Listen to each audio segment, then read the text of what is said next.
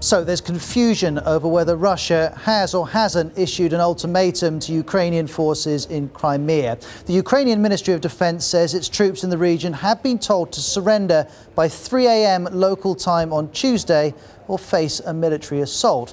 Russia, though, denies it. What is certain is that already the Russians are, to all intents and purposes, in control of Crimea. Let's have a look at where this is playing out. So this is Ukraine in the east of Europe. But if we go and we can see the part of the country where the world's attention is focused. This is Crimea. Sevastopol is where the Black Sea Fleet of the Russians is based. Simferopol is the regional capital. It's there that pro-Russian protesters took over the regional parliament. And in here, in Kerch, officials have said they've looked across into Russia and they've seen troops preparing, we don't know if it's going to happen, preparing to come across into Crimea. We'll have to see if that goes on, but there is also concern that this isn't just about Crimea. In the east of Ukraine, we've also seen pro-Russian sentiment expressed. In Donetsk, regional government buildings have been taken over by pro-Russian protesters.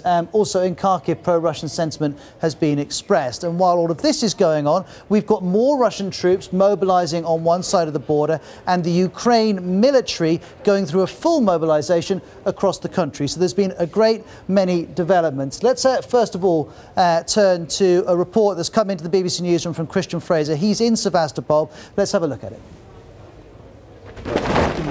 The pride of the Ukrainian Navy on a banner ripped from the wall of the staff headquarters today by a pro-Russian crowd that is fast losing patience. The base is surrounded by Russian soldiers, and yesterday this man, Admiral Denis Berezovsky, head of the Ukrainian Navy, switched sides, swearing his allegiance to Crimea and Moscow. Today he returned, urging others to follow him. But he underestimates the resolve of his successor standing next to him and the men and women he'd once commanded. Together, in defiance, they sung the Ukrainian anthem. Ukraine has not yet died, go the words, nor has her glory. Crimea is lost. Kiev knows it. But how far do President Putin's ambitions stretch? With Crimea won, might he turn to eastern Ukraine? And is there anything to stop him? So there's Christian Fraser with his latest report from Crimea. Let's turn our attention to Kiev and the interim government in Ukraine's response. BBC's Sarah Rainsford is joining us live. Sarah, can you clear up at all whether this ultimatum or not was issued to the Ukrainians?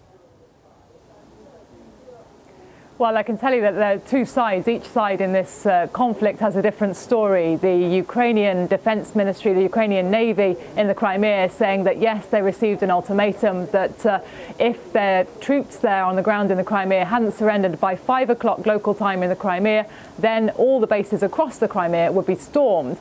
We then heard from the Defense Ministry in Moscow saying that was utter nonsense. So at the moment, that's the way it stands. Both sides, one side saying, yes, there's an ultimatum, the other side saying there's no such thing. So we'll obviously have to wait and see what happens at 5 o'clock in the morning. But it's obviously a sign of the tension in this situation at the moment, where the Ukrainian military has been ordered by Ukraine not to fire the first shot. They say that they don't want to respond to provocations. They don't want to escalate this crisis.